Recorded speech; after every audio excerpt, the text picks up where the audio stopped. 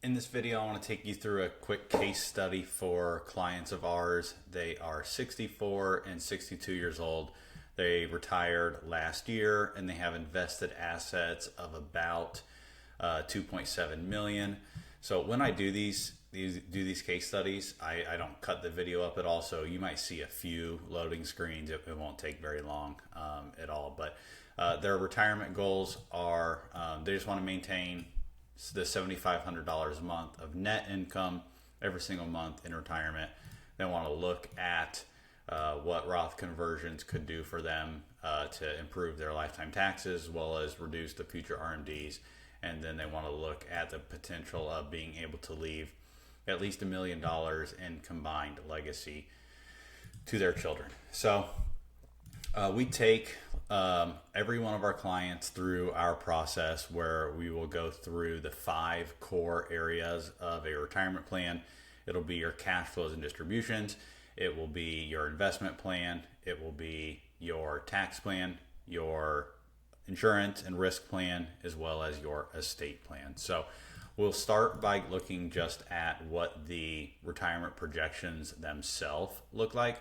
So on the right hand side is the current plan, which is just the baseline of all their baseline information with no changes made to that. So when ran 1,000 times, they never ran out of money, so 100% chance of success. And then on average, they have about $4.3 million left of invested assets, and that is in today's dollars. And then on the left-hand side, what I like to look at a lot is what is the maximum spend. So what I'm going to do is I'm going to go down here and I'm going to change that $7,500 a month spend, and I'm going to keep increasing it until I get to about 85% right here. So for them, that number occurs at about $12,500 every single month. I think this is an important number to know, just to know where is that top line spend, to know if we're exceeding that every single month. Now, this would be a significant increase based on our lifestyle, but still an important number to know nonetheless. And then we also look at what the $1 million legacy. So if I go in and then I'll change this to, now let me introduce a $1 million legacy into their baseline plan, which you can see here, legacy goal, make that $1 million instead of 0. And in that case, also across 1,000 different trial runs, never ran out of money, 100% chance of success. And their average invested assets doesn't really go down all that much, only to about 4 million off of the 4.3 of the current plan. So look, starting with what their cash flows and distributions. Again, these clients are already retired, and when they came to us, they had already started Social Security as well. John being 64 and Jane being 62. So these on screen here are the assets they have available to them: an IRA and a Roth IRA on John's side, an IRA, Roth IRA on Jane's side, and then they do have a pretty good size joint brokerage account. So from a distribution standpoint, what we're doing is we'll be spending money from John's IRA every year up to the standard deduction, and then supplementing what else they need from that, from the joint brokerage account, because the taxability here will be, because we're only using the standard deduction, we won't pay any taxes on that. And then on the joint brokerage account right here in the middle, we'll only pay capital gains taxes on anything that we sell to create the cash to live on. Now the capital gains bracket for 0% taxes on that goes up to like 96,000. So we're able to stay under that, so we won't pay any taxes early on in retirement, which would leave some room for conversions if that's something that they want to do. So a combination of John's IRA and this joint brokerage is how we're spending from the accounts, at least right now. Now, what do those cash flows actually look like? When we focus in here on what the cash flows look like, over here to the left is going to be the cash coming into the plan. On the right is going to be your cash going out. So you can see, I'll just focus on 2026, kind of the first clean year, since we're in October of 2025 currently as this is being filmed. So in 2026, our first clean year, we have $65,500 of income coming in. That is a result of both of their social securities being turned on. So that's where that 65.5 is coming from. On the expense side of things, we have the 7,500 of baseline expenses, and then we also need to account for healthcare. So on John's side, we'll have pre-Medicare, and then Medicare starting in 2026 will kick in. And then on Jane's side, pre-Medicare for a few years, and then she'll pop onto Medicare as well out here in 2028. So we got 65.5 of income coming in, the expenses being the 7,500 a month plus healthcare, and then they also have a goal of spending $10,000 a year specifically for vacations. That goal will end at John's age 85.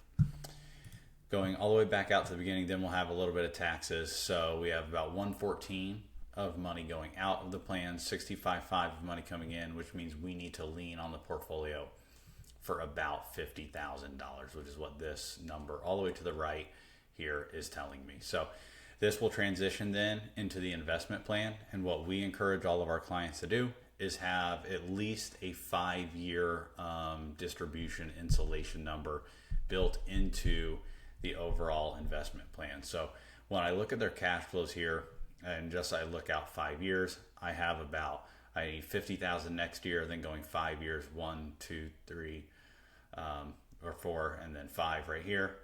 I'll call it about 50,000 over that, multiplied over 5 years is about $250,000. So that would be our baseline for the investment plan. Is we need at least $250,000 of that 2.7 million. That is their invested assets, and we're going to put those into income-based investments. And they may decide ultimately to go more conservative than that because their plan can handle it, which I would be totally fine with. Smoother ride, and they'll still get really good growth and still be able to reach that legacy goal. But here, I want to be able to send them $7,500 a month every single month for a full 5 years, no matter what the market's doing. So that'll be what I call our income insulation number, is $250,000 of this $2.7 million portfolio. And then going back to looking at what they have, what we'll also be doing and what we help them do is make their portfolio more tax efficient. So what that looks like is this IRA will hold John's IRA, will hold any of the income-based investments that we need. John's Roth IRA will be fully invested in the market because every dollar that we make here is tax-free. The joint brokerage account will also be fully invested in the market because we're going to pay the beneficial capital gains treatment, both on when we sell something and when the dividend is received. If we have investments that give those on a qualified side, that will be paid at capital gains rates. And Jane's IRA will likely be all equity based also, because we're going to hold the majority of or all of the income based investments in John's IRA, so we don't need any in hers. Then her Roth also fully invested. So that does two things by holding all the income based here. It also, the supplemental benefit is it will stunt the growth of their largest tax deferred account just a little bit, which means that we will also be reducing those future RMDs. So then that's a high level view of the tax plan, or of the investment plan.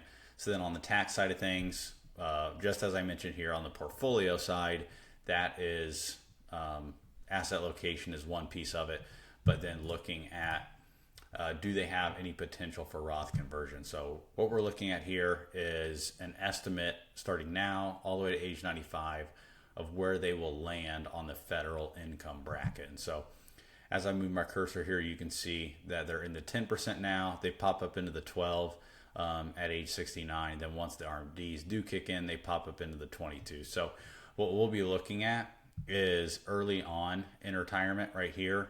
Do we want to convert any money?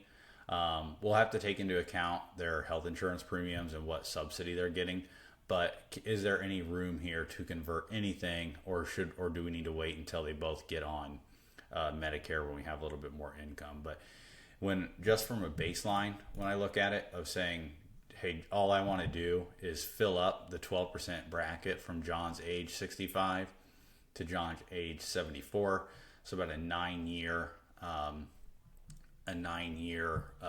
runway there. Looking at the federal taxes paid, it results in about $400,000 of lifetime taxes less just by doing that conversion of filling up the 12% bracket. So that's something we'll look at with them every single year when we run our income and tax projections, which we do twice a year. So that will be helpful there. It'll just come down to them. How much do they want to do and their health insurance premiums. So that's the tax plan. The insurance plan, looking at here, they really don't have a huge concern from family history wise of potential long-term care. But we can look at what like a hybrid policy would potentially look at here. What we can also do is earmark the equity in this house for potential long-term care needs, because this is $720,000 that's just sitting on our balance sheet, and we never really use it as retirees. It's just something that's sitting there. Yeah, it gets bigger and bigger every year with the appreciation of our home. And when this ultimately gets inherited, what the kids do is they generally just put it on the market and sell it. So this just becomes more money in their pocket. So if we did run into an event where we need long-term care, we don't have a policy, or we chose not to pay premiums for a policy, is we can start to tap this. And so that just means less money to the kids. They would still get everything else, invested assets, they just get less of this equity, which most people are fine with, and in their case they were fine with as well. So that's how we're attacking the long-term care risk. And then we also, with everyone, we look at, do we have the proper liability limits across their home and auto policies, and then introducing an umbrella policy if needed. The reason we do that is because one thing that can throw off a well-running retirement plan really quickly is a very large sudden outflow of cash, usually from a liability event where you are the at-fault party and now we're getting sued. Easiest example here is a car accident, so where they're trying to sue you for some money for damages. And so having the proper liability limits here is important. Not fun to talk about, but is important nonetheless. So the last section here, the estate plan. Here's where we keep track for all of our clients of what we have, who the important people are, when they were last updated.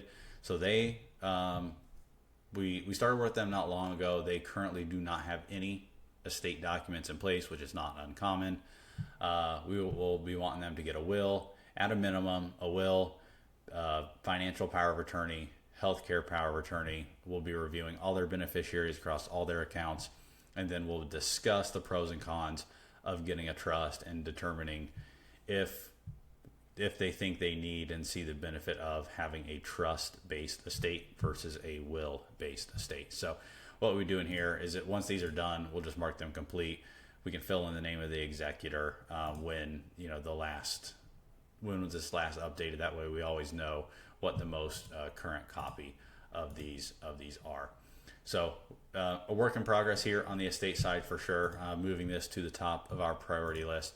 And then in here is where we also keep track of all their accounts and who the primary and contingent beneficiaries are, and reviewing that at least once a year just to make sure that we know who is always in line to get our money. So that is the Andersons. I'll be doing a lot of these case study videos and sending them out. Like I said, I don't edit them, so you get to see kind of all the nuances and loading screens and all that. But like you saw, it doesn't take very long. And so that's the Andersons. About $2.7 million in invested assets, spending $7,500 a month, plus a $10,000 a year vacation, wanting to leave $1 million legacy goal.